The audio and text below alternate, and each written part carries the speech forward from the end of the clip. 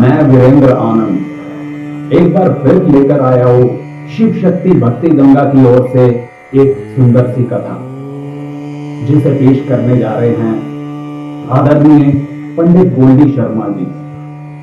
आप इस कथा का आनंद उठाएं। ओम नमः शिवाय।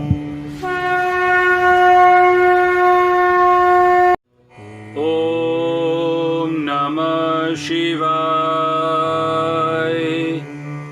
शिव शक्ति भक्ति गंगा में आप सभी का स्वागत है। आइए एक और सुंदर सी कथा के साथ इस सफर को प्रारंभ करते हैं। आज की कथा एक भक्त और भगवान की है। एक संत महात्मा बहुत ही कठोर तपस्या करते और तपस्या करते करते उनकी आयु वृद्ध अवस्था तक पहुंच जाती है। यानी कि कहने का अर्थ है कि युवावस्था से लेकर वृद्ध अवस्था तक उन्होंने कठोर से कठोर तपस्या की कि मुझे एक बार प्रभु के दर्शन हो जाएं। हरि बोल। कि मुझे एक बार प्रभु के दर्शन हो जाए।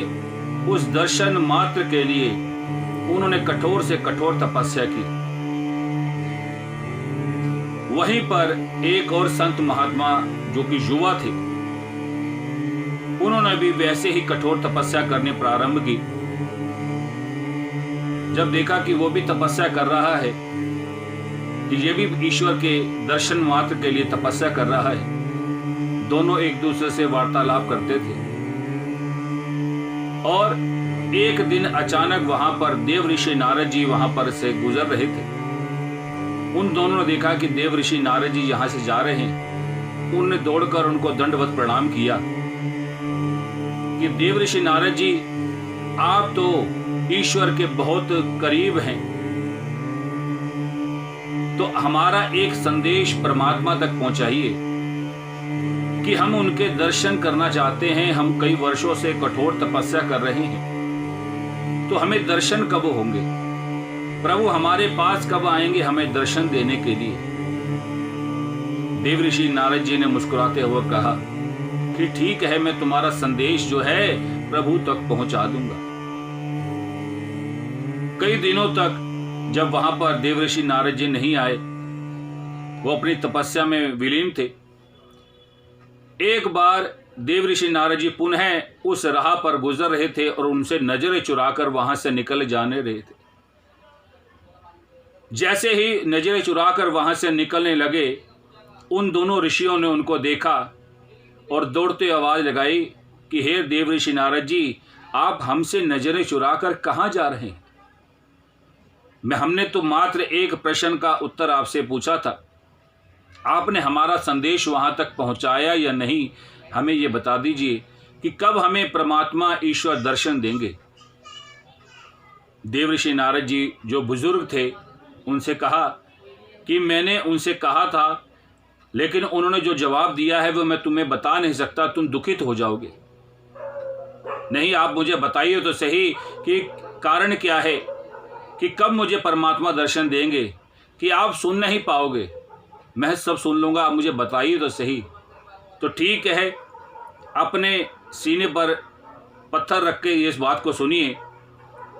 उन्होंने कहा कि परमात्मा ने, ईश्वर ने ये आपके लिए संदेश भेजा है कि जिस पेड़ पर आप बैठ कर तपस्या कर रहे हैं, जिस पेड़ के नीचे बैठकर आप तपस्या कर रहे हैं, उस पेड़ में जितने पत्ते हैं उतने वर्ष आप तपस्या और करेंगे, तब मैं आपको दर्शन दूंगा। हरि बोल। तो उन्होंने, संत महात्मा जी ने देखा कि ये पेड़ तो पीपल का है और इतना विशाल पेड़ है और इतने वर्ष और जितने पत्ते उसमें हैं उतने वर्ष और मुझे तपस्या करनी पड़ेगी। उनको क्रोध आया, उन्होंने अपना कमंडल उठाकर फेंका, माला तोड़ डाली कि मुझे सारी उम्र निकल गई और परमात्मा मुझे इतने वर्ष और जितने पत्ते हैं और वर्ष कह रहे हैं कि मुझे नहीं दर्शन करने किसी के। क्रोध में होकर वो चले गए। जो युवा था उसने भी वही प्रश्न किया कि देव ऋषि नारद जी, आप मुझे तो बताइए कि मेरे लिए प्रभु ने क्या आदेश दिया है। वो कहते तुम तो सुन भी नहीं पाओगे, कि नहीं, मुझे बताइए कि उससे बड़ी तुम्हारे लिए उन्होंने आदेश दिया है कि क्या, कि जितने पेड़ के पत्ते हैं उतने जन्म और तुम्हें तपस्या करनी पड़ेगी, तब मैं तुम्हें दर्शन दूंगा। हरि बोल। वो मुस्कुराने लगा, नाचने लगा, कूदने लगा और परमात्मा का जोर जोर से नाम पुकारने लगा। देवर्षि नारद जी देखकर हैरान हुए कि यह लगता है कुछ पगला गया है, कि उसको तो मैंने केवल वर्ष बताए थे, इसको तो जन्म बता दिए, ये फिर भी नाच रहा है। तो कहते हैं कि जब ईश्वर की कृपा होती है तो ऐसे ही आनंदित इंसान हो जाता है। तो कहते हैं कि मैं तो बहुत प्रसन्न हो गया हूं कि प्रभु मुझे इस लायक तो समझा, उन्होंने ये तो मुझे संदेश भेजा कि मैं आऊंगा जरूर। इस जन्म ना सही, जितने वर्ष उन्होंने मुझे कहे, जितने जन्म मुझे कहे हैं, कम से कम मुझे ये वादा तो किया उन्होंने कि मैं तुम्हें ज़रूर दर्शन देने आऊँगा। और उसी पल ईश्वर ने उनको वहीं पर दर्शन दे दिए। हरि बोल। देवर्षि नारद जी ये देखकर हैरान हुए, परेशान हुए कि प्रभु आपने जो मुझे आदेश दिया था कि जितने जन्म ये बिताएगा, हजारों जन्म बिताकर आप इसको दर्शन देंगे, और आपने उसी समय इसको दर्शन दे दिए। तो प्रभु ने उनको कहा कि जो मैंने आपसे कहा था वो भी सत्य था, और जब आप देख रहे हैं ये भी सत्य है। तो देवर्षि नारद जी कहते हैं कि दोनों बातें सत्य कैसे हो सकती है प्रभु।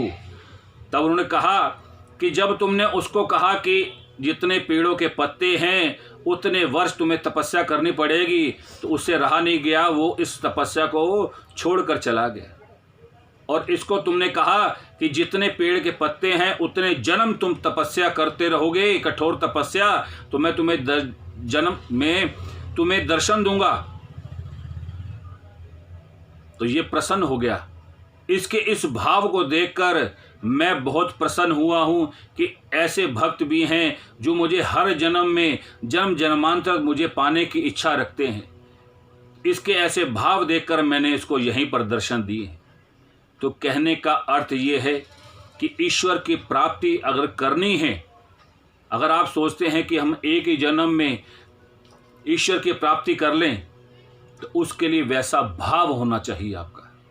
जब तक आपके अंदर वो भाव नहीं आएगा, तत्व ज्ञान नहीं आएगा, ईश्वर आपको कभी दर्शन नहीं दे पाएंगे। तो आपसे इस कथा का सार यही बताता हूं कि जब तक आप के अंदर प्रभु ने श्वासें जितनी दिए हैं, जितनी श्वासें आप भुगत रहे हैं, तब तक केवल और केवल सत्य कर्म करते रहिए, सत्संग करते रहिए, ईश्वर की आराधना करते रहिए। और ईश्वर की आराधना करने के लिए सबसे पहले अपने माता पिता का आशीर्वाद लीजिए। जब तक आप अपने माता पिता के आशीर्वाद नहीं लेंगे, उनका सम्मान नहीं करेंगे, तो ईश्वर आपको किसी भी जन्म में दर्शन नहीं देंगे। और जो दर्शन करना चाहते हैं वो स्वयं अपने माता पिता के अंदर ईश्वर का दर्शन कर लेते हैं और उनका जीवन कृतार्थ हो जाता है।